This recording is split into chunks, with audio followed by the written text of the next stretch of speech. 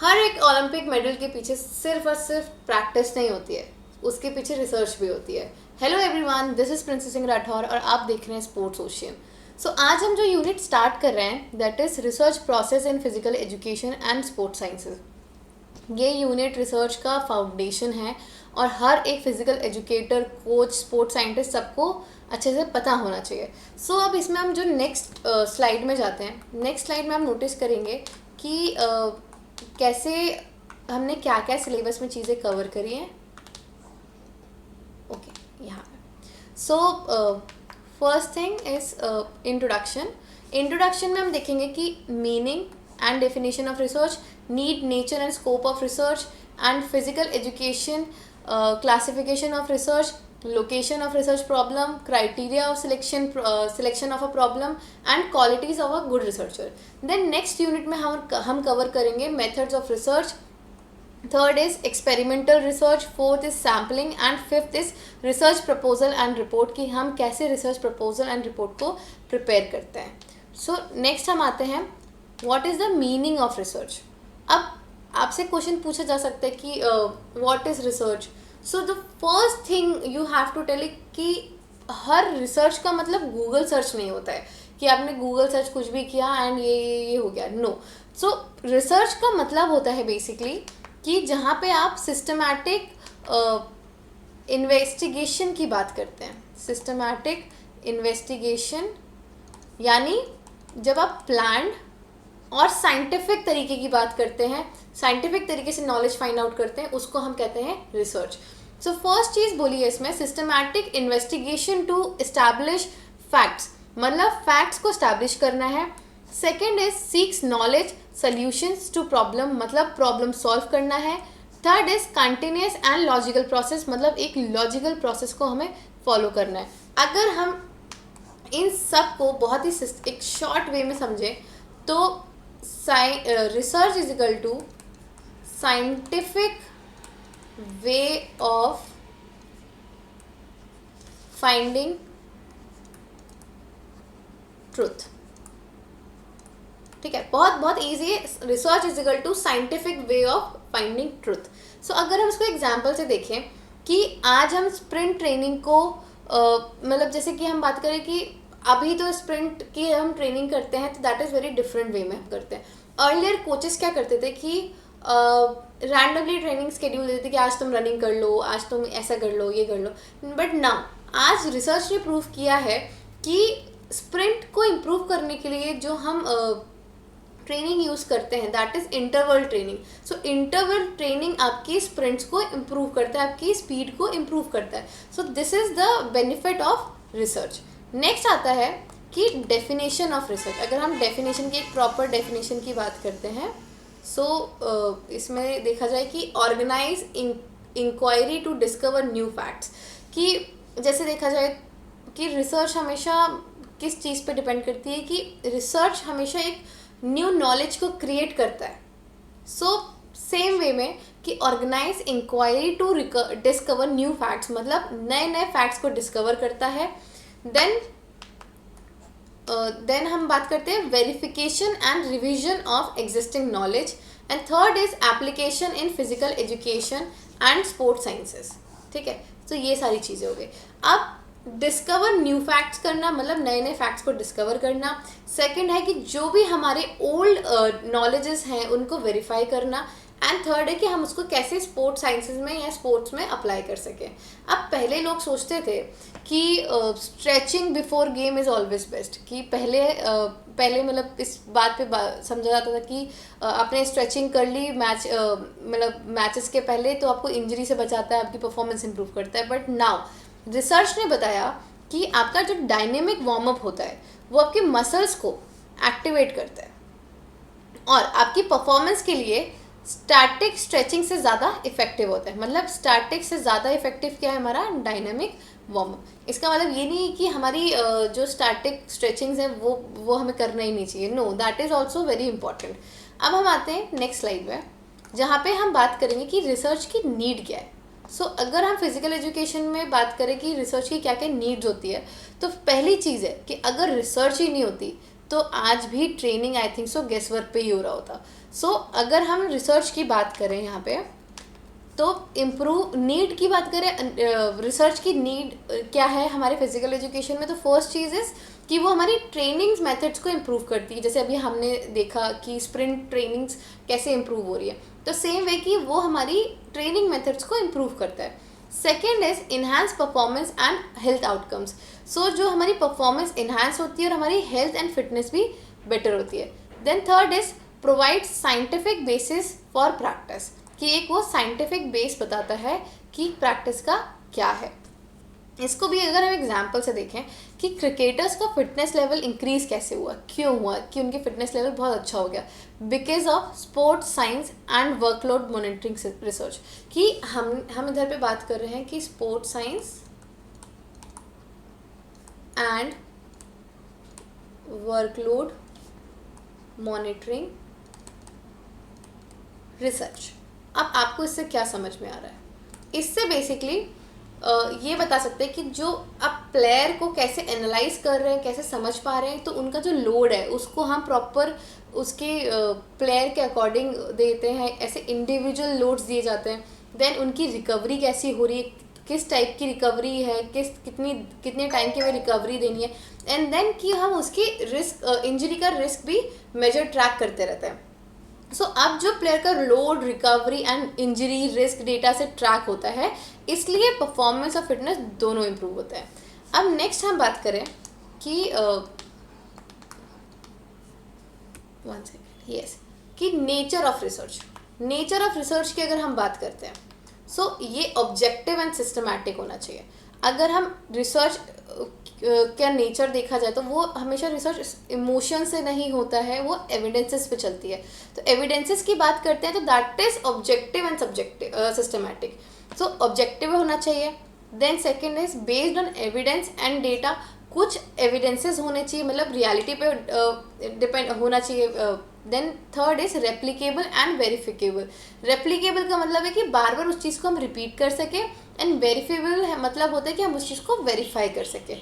Example, अगर हमने एक ट्रेनिंग मेथड को 100 एथलीट्स पर काम करा, ठीक है, और वो तभी रिलायबल माना जाता है कि वो सब पे इफेक्टिव है। ऐसा नहीं कि हमने एक या दो लोगों को पकड़ा और उस पर रिसर्च कर ली, तो that is not a research. Research मतलब जब एक एन नंबर ऑफ पीपल्स को हम उठाते हैं, उन पे रिसर्च की जाती है, and then that is fruitful for everyone. तो this is basically a research. Next आता है scope of research in physical education. अब रिसर्च का स्कोप क्या है फिजिकल एजुकेशन पे, उसके बारे में अगर हम जब बात करते हैं, तो स्पोर्ट्स साइंसेज एक मल्टी डिसिप्लिनरी फील्ड है, मतलब जहाँ पे बहुत सारी चीज़ें आती है, ठीक है, जैसे sports performance analysis, third second is exercise physiology, psychology of athletes, and fourth is injury prevention and rehabilitation.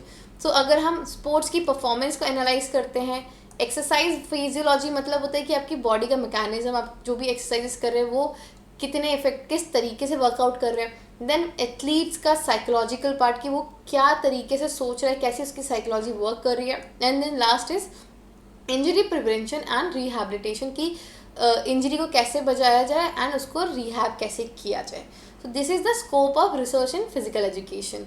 जैसे एग्जाम्पल के तौर पे हम देखें कि अगर हम बास्केटबॉलर्स की बात करें, ठीक है, सो बास्केटबॉलर्स में हम जंप हाइट एनालिसिस करते हैं। तो जंप हाइट एनालिसिस किसका पार्ट है? That is a biomechanics research का पार्ट है। अभी बायोमैकेनिक्स की अगर हम बात करें तो बायोमैकेनिक्स में हम क्या क्या टॉपिक्स कवर करते हैं कि आपका अगर हम शोल्डर्स ले, उसका कौन से डायरेक्शन में, एंगल में, और उसका क्या रोल है, किस तरीके से मूवमेंट्स हो रहे हैं। तो मूवमेंट्स एंड मोशंस की अगर हम बात करते हैं, that is the part of biomechanics. So इससे पता चलता है कि आपकी बॉडी का मूवमेंट, फोर्स एंड टेक्निक कैसे जंप परफॉर्मेंस को इम्प्रूव कर सकता है, that is the part of biomechanics, ठीक है। सो ये हमने विद एग्जाम्पल भी समझा। अब हम आते हैं नेक्स्ट, क्लासिफिकेशन ऑफ रिसर्च, कि रिसर्च की हम किस किस बेसिस पे क्लासिफिकेशन कर सकते हैं। सो सबसे फर्स्ट है basic research. So basic research का मतलब होता है जहाँ पे आपको अपना नॉलेज को एक्सपैंड करना है, बढ़ाना है अपने नॉलेज को। जैसे हम अगर एग्जाम्पल की बात करें कि मसल फटीक की अगर हम स्टडी करें कि मसल्स में फटीक कैसे होता है, क्यों होता है, सो ये थ्योरी और साइंटिफिक अंडरस्टैंडिंग को डेवलप करता है और फ्यूचर रिसर्च के लिए आपका बेस बनाता है. तो this is basic research. Then आता है हमारा अप्लाइड रिसर्च. अप्लाइड रिसर्च की बात करें तो अप्लाइड रिसर्च क्या होता है, जहाँ पे हम सॉल्व करते हैं प्रैक्टिकल प्रॉब्लम्स को. जैसे कि मैच के बाद best recovery method find out करना कि क्या बेस्ट रिकवरी मेथड होगा. देन उसका फोकस होता है कि रियल स्पोर्ट्स प्रॉब्लम पे. अब इसमें हम किसकी बात कर रहे हैं, रियल स्पोर्ट्स प्रॉब्लम का सल्यूशन देना और जो हर एथलीट्स को डायरेक्टली बेनिफिट दे, वो हो गई हमारी applied research. And then last is action research. Action research की अगर हम बात करें, that is immediate solution in practice. So immediate solution मतलब हम किसकी बात कर रहे हैं, एक्शन की. सो अगर हम स्कूल में किसी पी टीचर ने का टारगेट है कि मुझे बच्चों के बीच में ओबेसिटी को रिड्यूस करना है, तो व्हाट ही विल डू, वो ग्राउंड लेवल पे अपनी तुरंत से इम्प्रूवमेंट लाने के लिए टीचर्स कोचेस खुद इम्प्लीमेंट करके रिजल्ट्स देखते हैं कि मैं क्या क्या उनका एक्टिविटीज़ परफॉर्म कराऊँ जिनसे उनका ओबेसिटी कंट्रोल में है. ठीक है. सो ये हमारा हो गया क्लासिफिकेशन ऑफ रिसर्च. देन आता है location of a research problem, कि हम कैसे आइडेंटिफाई करें कि क्या हमारी रिसर्च प्रॉब्लम है. ठीक है. सो रिसर्च स्टार्ट होती है हमेशा एक क्वेश्चन से. जहाँ पे भी क्वेश्चंस क्रिएट होते हैं कि ये क्यों है, कैसे है, कहाँ है, वहाँ पे हमारी रिसर्च प्रॉब्लम्स हम फाइंड आउट कर सकते हैं. तो सबसे पहली चीज़ है identify gaps in existing knowledge. जो भी अभी जो भी प्रॉब्लम्स है, जो भी नॉलेज है, उस नॉलेजेस में कहाँ आपको लगता है कि गैप्स हो रहे हैं, क्या प्रॉब्लम्स आ रही हैं. तो that is the first thing. आप यहाँ से फाइंड आउट कर सकते हैं कि हमारी रिसर्च प्रॉब्लम क्या है. देन अगर हम सेकंड की बात करें तो observe practical issues in sports education, कि हमें प्रैक्टिकल इश्यूज को ऑब्जर्व करना है कि कहाँ से हम प्रॉब्लम्स निकाल के उसको अपनी रिसर्च का पार्ट बना सकते हैं. And third is review literature and experts के ओपिनियंस. ठीक है. सो फर्स्ट चीज़ थी कि हमें फील्ड का ऑब्जर्वेशन करना है. सेकेंड है कि लिटरेचर रिव्यू रखना है एंड प्रैक्टिकल इश्यूज़ को हमें ऑब्जर्व करना है. सेम वे रिसर्च कि लोकेशन मतलब उसका फाइंड करने के एग्जांपल की अगर हम बात करें कि जैसे like I am a basketball player. So generally देखा जाता है कि why do player Mrs the free throws under the pressure. Generally लोग फ्री थ्रो बहुत इजीली कन्वर्ट कर लेते हैं, बट ड्यूरिंग द प्रेशर्स वो फ्री थ्रोज मिस हो जाते हैं. तो ये आपकी एक रिसर्च प्रॉब्लम बन सकती है और आप इस पर आइडेंटिफाई कर सकते हैं कि क्या क्या प्रॉब्लम्स होती हैं और हम इसको कैसा क्या क्या चीज़ें हैं जिससे हम इस चीज़ को इम्प्रूव कर सकते हैं. तो this will be a very good option in case आपको किसी भी रिसर्च का टॉपिक फाइंड आउट करना है. Second is criteria for selecting a problem. क्या क्या अब ऐसा नहीं है ना कि कोई भी आपको प्रॉब्लम लगी, आपने उस जहाँ पे भी क्वेश्चन क्रिएट हो रहा है आपने उसी को अपनी रिसर्च प्रॉब्लम समझ ली एंड उस पर आपने रिसर्च करना स्टार्ट कर दी. सो इसके भी कुछ क्राइटेरियाज होते हैं कि हमें क्या क्या टॉपिक्स लेने चाहिए, किस टाइप की चीज़ें लेनी चाहिए ताकि हम हमारी रिसर्च में उसको ले सकें. सो फर्स्ट चीज़ इज़ कि हर एक टॉपिक रिसर्च के लायक नहीं होता है. ठीक है. जैसे पहली चीज़ होनी चाहिए कि रेलिवेंस टू द फील्ड. अभी I am a sports person and मैं टॉपिक की कोई किसी दूसरे सब्जेक्ट का ले लूँ तो that is not relevant to my field. तो माई रेलिवेंस क्या रहेगा कि जो भी मैं स्पोर्ट्स रिलेटेड चीज़ें टॉपिक सिलेक्ट करूँ that will be a relevance to my field. Second is feasibility, मतलब टाइम एंड रिसोर्सेज, कि रिसोर्सेज अवेलेबल होनी चाहिए. Then researcher interest and expertise. Researcher का इंटरेस्ट भी होना चाहिए उसमें और उसकी एक्सपर्टीज़ भी होना चाहिए. नाउ जैसे कि मैं अपना एग्जांपल लेती हूँ कि मैं बास्केटबॉलर हूँ और मेरा इंटरेस्ट बास्केटबॉल में एंड देन टू मैं सडनली स्विच करके किसी दूसरी स्ट्रीम का कोई टॉपिक ले लूँ तो that is not my interest और मेरी इसमें एक्सपर्टीज़ भी नहीं है. तो उधर पे मैं अपना बहुत अच्छा आउटकम नहीं दे पाऊँगी. And the last is availability of data, कि डेटा की अवेलेबिलिटी होना भी इट्स वेरी इंपॉर्टेंट कि उस टॉपिक के उस रिसर्च के ऊपर कि किस टाइप का डेटा अवेलेबल है कि नहीं है. So this is the criteria for selecting a problem. This is very important. Next आता है हमारा importance of a problem selection. क्या इंपॉर्टेंस है कि हम जो भी प्रॉब्लम को सिलेक्ट कर रहे हैं वो सही होना चाहिए. बिकॉज अगर आपने वो टॉपिक या प्रॉब्लम को सही तरीके से नहीं चूज़ किया तो इसके बहुत सारे डीमेरिट्स हो सकते हैं। आपकी रिसर्च बहुत एक्सीड हो सकती है, आपको उसका डेटा अवेलेबल नहीं होगा, आप इजीली उस पर रिसर्च नहीं कर सकते। So that's why the selection of a problem is very important. So first चीज़ उसमें आती है डिटरमाइन सक्सेस ऑफ रिसर्च। आपकी जितनी अच्छी रिसर्च होगी, आपका सक्सेस रिसर्च कंप्लीट होने के चांसेस बढ़ जाते हैं। Then second is guides methodology and outcomes, कि इसमें हमने किस टाइप की मेथड्स ली है, किस टाइप के आउटकम्स हैं, उसके बारे में बात होती है। And third is ensure contribution to knowledge. आपको इंश्योर करना है कि जो भी आपकी रिसर्च है वो आपके नॉलेज में वो जो भी सोसाइटी है उनके लिए वो फ्रूटफुल होना चाहिए और आपके नॉलेज को इन्हांस कर रही है। सो इसको अल्टीमेटली अगर हम देखा जाए, सो अगर हम राइट प्रॉब्लम की बात करते हैं तो राइट प्रॉब्लम क्या होती है?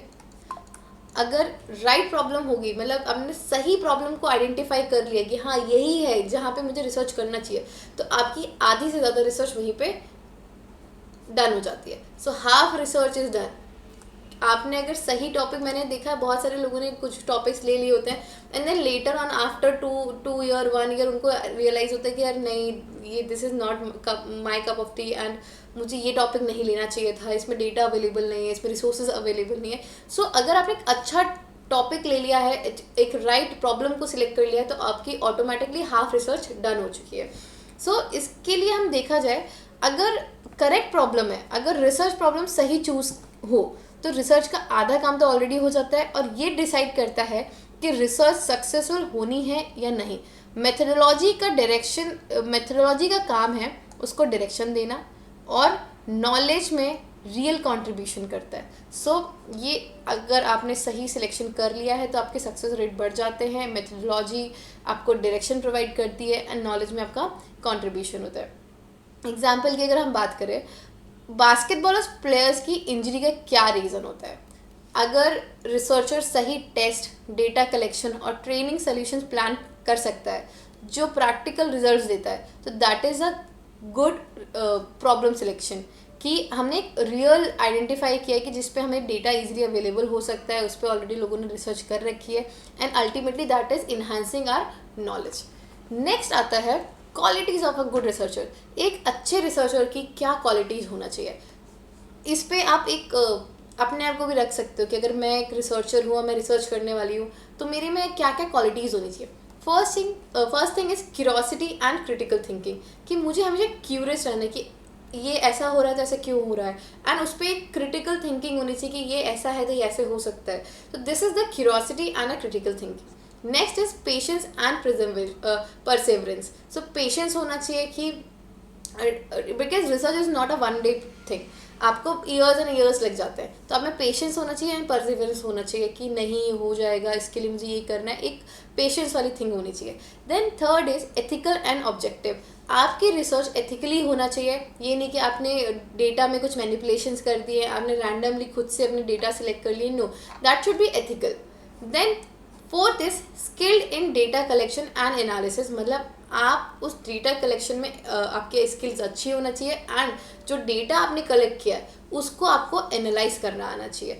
सो अगर इसमें इसका एग्जांपल देके अगर हम बात करें, एक कोच है जो हर मैच के स्टार्ट्स को एनालाइज करता है एंड वो रिसर्च माइंडसेट को डेवलप कर रहा है कि यार इस मैच में ऐसा हुआ था, नेक्स्ट मैच में इसकी परफॉर्मेंस ऐसी थी, तो नेक्स्ट मैच में कैसी रहेगी, एंड बैक टू बैक अगर कोई मैचेस हो रहे तो उसका प्लेयर का फटीक लेवल कैसा होगा, या फिर उसके प्लेयर्स का कितना ज़्यादा ट्रांजिशन है, कितने जल्दी प्लेयर स्विच कर रहे हैं। That is the quality of a good researcher.